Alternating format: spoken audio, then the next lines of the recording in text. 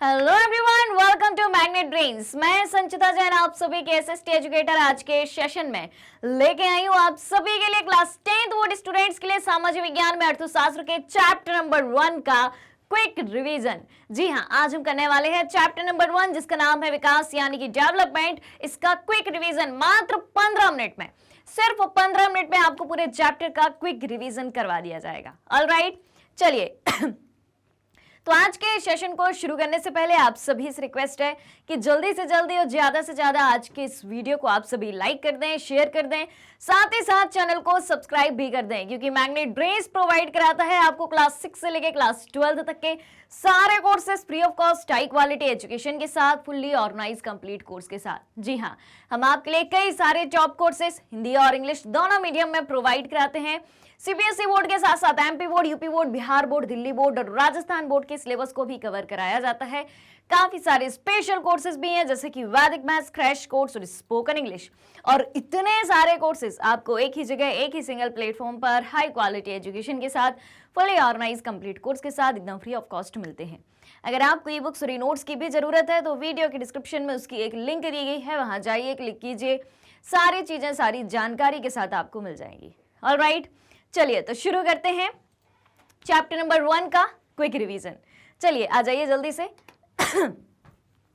तो सबसे पहले हम इस चैप्टर में क्या क्या जानने वाले हैं फटाफट से सुन लें कि विकास क्या वादा करता है, क्या लक्ष्य होते हैं विकास करने के, क्या सरकार पहले से निर्धारित करती है, क्या विकास करने की कुछ योजनाएं भी होती हैं, या पर्टिकुलर किसी एक ग्रुप को, एक समूह को, या पर्टिकुलर कुछ व्यक्तियों के समूह को टारगेट करके विकास का रास्ता जो है तय किया जाता है। तो चलिए समझते हैं। सबसे पहले हम अर्थव्यवस्था के बारे में समझते हैं, क्योंकि विकास का मतलब किससे है? अर्थव्यवस्था से है। समझ में आ रही बात? चलिए, तो अर्थव्यवस्था क्या है? एक ढांचा जिसके अंतर्गत लोगों की आर्थिक क्रियाओं का अध्ययन किया जाता है कि लोग किस प्रकार के कार्य कर रहे हैं, किस प्रकार के आर्थिक कार्य कर रहे हैं जिनके जरिए उनका विकास होगा और उनके विकास के साथ देश का विकास होगा। ऑलराइट, चलिए अब हम बात करेंगे आर्थिक विकास की। ठीक है, किसकी? आर्थिक विकास की। ये क्या होता है? तो ये एक ऐसी प्रक्रिया है जिसके द्वारा एक अर्थव्यवस्था की वास्तविक प्रति व्यक्ति आय दीर्घ अवधि में बढ़ती है। आर्थिक विकास सीधी सी बात है, जुड़ा किससे है? आय से, इनकम से। अगर व्यक्ति की इनकम बढ़ रही है यानी कि व्यक्ति का विकास हो रहा है, इनकम बढ़ रही है यानी कि आर्थिक विकास बढ़ रहा है, आर्थिक विकास हो रहा है। क्लियर है? क्लियर है? पर क्या एक दिन में ही किसी व्यक्ति का आर्थिक विकास हो जाता है? नहीं, लंबा समय लगता है। ठीक है, तो यहां पर वही बात कही गई है कि एक ऐसी प्रक्रिया है जिसके द्वारा एक अर्थव्यवस्था की वास्तविक प्रति व्यक्ति आय, यानी कि इस देश में रहने वाले हर एक व्यक्ति की आय, पर कैपिटा इनकम एक दीर्घकालिक अवधि में बढ़ती है, तो उसे हम क्या कहेंगे?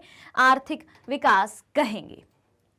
ठीक है, अब बात आती है, यहां से सवाल भी आता है कि क्या आर्थिक विकास के लिए साक्षरता अनिवार्य है? तो चलिए समझते हैं कि आर्थिक विकास के लिए साक्षरता की अनिवार्यता।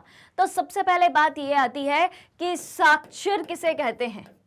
साक्षर किसे कहते हैं? आप बोलेंगे पढ़े लिखे व्यक्ति को साक्षर कहते हैं।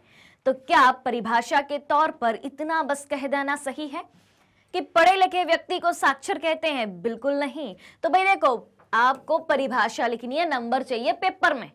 ठीक है, परिभाषा आप क्या लिखेंगे? साक्षर की डेफिनेशन बता रही हूं कि 7 वर्ष या अधिक आयु का व्यक्ति, यानी कि 7 वर्ष से ऊपर के जितने भी व्यक्ति हैं, ठीक है, अधिक आयु के व्यक्ति, ध्यान से सुन लो भाई परिभाषा, जो किसी भाषा को, किसी भी भाषा को, ठीक है, जरूरी नहीं कि हिंदी या अंग्रेजी, किसी भी भाषा को समझकर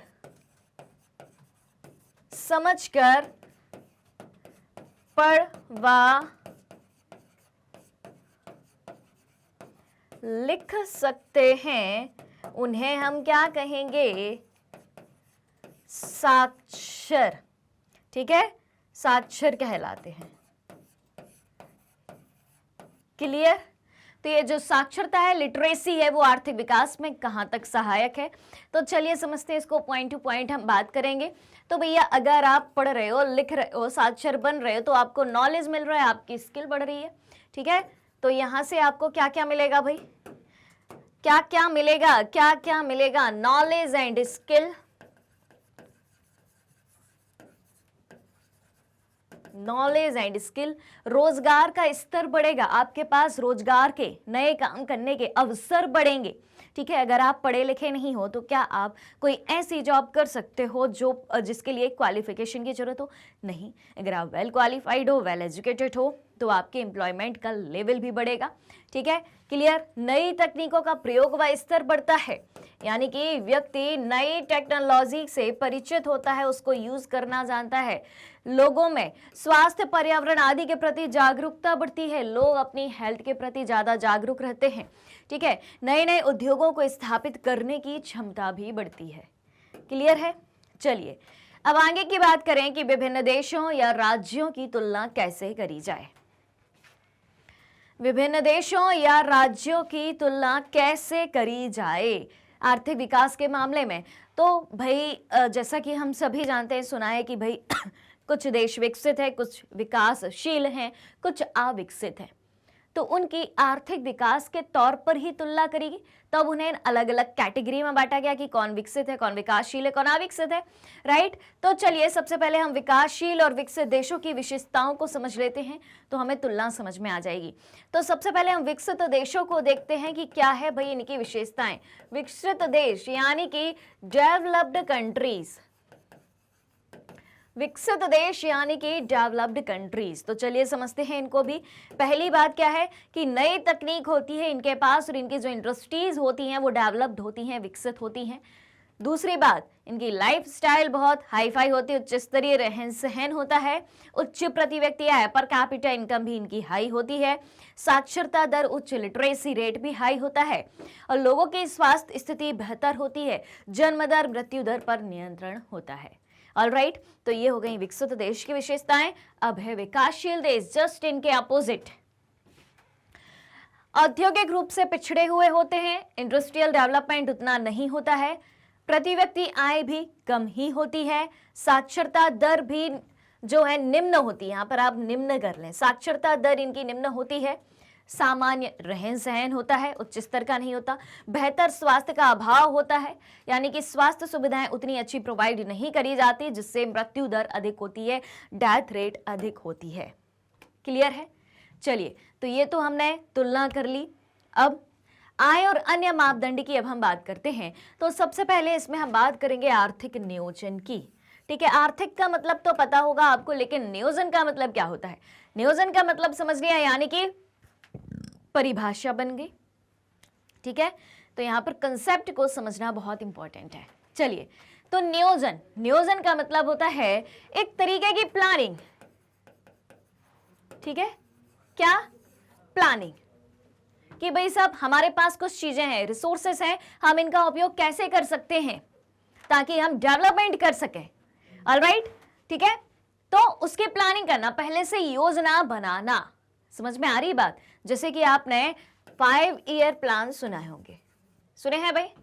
5 ईयर प्लान आपने सुने हैं, ठीक है। पंचवर्षीय योजना जिसमें 5 साल के लिए लक्ष्य तैयार करे जाते हैं, योजनाएं तैयार करी जाती हैं, किस क्षेत्र में काम करना है और यहाँ विकास करना है। ऑलराइट, तो आर्थिक नियोजन क्या है कि देश के साधनों का लाभ उठाकर देश के विकास को योजनाबद्ध रूप से आगे बढ़ाना। उसके बाद राष्ट्रीय आय, नेशनल इनकम की बात करते हैं। क्या है नेशनल इनकम? तो देश के अंदर उत्पादित सभी वस्तुओं और सेवाओं के मूल्य, क्या कहा गया है? देश के अंदर सभी उत्पादित वस्तुओं और सेवाओं के मूल्य तथा विदेशों से प्राप्त आय के जोड़ को क्या कहेंगे? राष्ट्रीय आय कहेंगे। यानी कि हमारे देश के अंदर जितनी इनकम हो रही है और विदेशों से जो हमें आय प्राप्त हो रही है, दोनों को भैया जोड़ दो, बन जाएगी क्या? नेशनल इनकम, राष्ट्रीय आय। अब है प्रति व्यक्ति आय, पर कैपिटा इनकम।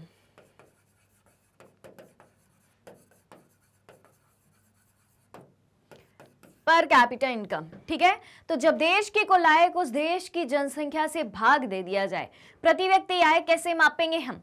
जब देश की कुल आय मतलब कि राष्ट्रीय आय बटे देश की कुल जनसंख्या। ठीक है, तो हमें क्या पता हो जाएगा? पर कैपिटा इनकम, प्रति व्यक्ति आय प्राप्त हो जाएगी। ठीक है, तो भारत जो है मध्य आय वर्ग के देशों में आता है, यानी कि ना तो एकदम निम्न आय है ना बहुत ज्यादा आय है, क्योंकि उसकी प्रति व्यक्ति आय 2019 में कितनी थी? 2019 का डेटा हमें दिया गया है $6700 प्रति वर्ष प्रति व्यक्ति। क्लियर? चलिए आगे की बात करते हैं। चाइल्ड डेथ रेशियो, शिशु मृत्यु दर किसे कहते हैं? सीधी डेफिनेशन आती है भाई,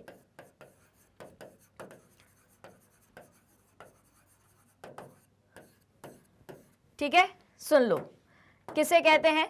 किसी वर्ष में पैदा हुए, ध्यान से सुनिएगा, किसी वर्ष में पैदा हुए 1000 जीवित बच्चों में से, ध्यान से सुनिएगा, किसी वर्ष में प्रति 1000 जीवित बच्चों में से 1 वर्ष की आयु से पहले, यानी कि बच्चे की उम्र कितनी हो? 0 से 1 वर्ष, 1 वर्ष की आयु से पहले मर जाने वाले बच्चों का अनुपात चाइल्ड डेथ रेशियो या शिशु मृत्यु दर कहलाती है। नेक्स्ट है साक्षरता दर, अभी मैंने बताई थी। ठीक है, तो भाई साक्षर का मतलब तो आपको पता है। अब साक्षरता दर, तो 7 वर्ष या उससे अधिक आयु के लोगों में साक्षर जनसंख्या का अनुपात कितना है? ठीक है, पहले तो हमने टोटल पॉपुलेशन निकाली कितनी, जो 7 वर्ष से ऊपर की है, उसमें से पढ़े लिखे व्यक्ति कितने हैं, लिटरेट कितने हैं, साक्षर कितने हैं। समझ में आ रही बात? उसको डिवाइड कर दो, जो भी रेशियो निकल के आएगा वो क्या है? लिटरेसी रेट, साक्षरता दर। अब है निवल उपस्थिति अनुपात। ठीक है, कितने बच्चे स्कूल जा रहे हैं? तो देखें, 14 से 15 वर्ष की आयु के स्कूल जाने वाले कुल बच्चों का उस आयु वर्ग के कुल बच्चों के 7%। तो 14 से 15 वर्ष की आयु के जितने भी बच्चे आपके देश में हैं, कितने हैं वो, डिवाइडेड बाय कितने स्कूल जा रहे हैं, वो एक रेशियो निकल के आएगा। ठीक है, वो क्या होगा? निवल उपस्थिति अनुपात होगा। अब है बीएमआई, बॉडी मास इंडेक्स। ये क्या होता है भाई? शरीर का द्रव्यमान सूचकांक। इससे पता चलता है कि आप कुपोषित हैं या कुछ ज्यादा ही पोषित हैं। ठीक है, चलिए, तो बीएमआई, बॉडी मास इंडेक्स, जिसे कहा जाता है शरीर का द्रव्यमान सूचकांक। क्या कहा जाता है? शरीर का द्रव्यमान सूचकांक। ठीक है, तो शरीर का द्रव्यमान सूचकांक पोषण वैज्ञानिक किसी वयस्क के अल्प पोषित होने की जांच कर सकते हैं। क्या व्यक्ति अल्प पोषित है, कुपोषित है? यदि यह 18.5 से कम है, बॉडी मास इंडेक्स अगर आपका 18.5 से कम है, तो आप कुपोषण का शिकार हैं, आपको पोषण युक्त भोजन खाने की जरूरत है। और अगर 25 से ज्यादा है, 25 से ज्यादा है यानी कि आप मोटापे का शिकार हैं, कुछ ज्यादा ही पोषण जो है आपको मिल गया है, जितने की आपको जरूरत नहीं है। यानी कि बॉडी मास इंडेक्स कितने से कितने के बीच में होना चाहिए? 18.5 से 25 के बीच में आपका बीएमआई होना चाहिए, बॉडी मास इंडेक्स होना चाहिए। राइट, याद रहेगी बातें। ये जो छोटी छोटी परिभाषाएं बताई है बहुत काम की हैं। ये आपके अति लघुत्तरीय प्रश्न में डायरेक्ट पूछ ली जाती हैं। क्लियर है? चलिए, अब मानव विकास सूचकांक किसे कहते हैं? Human development index, HDI।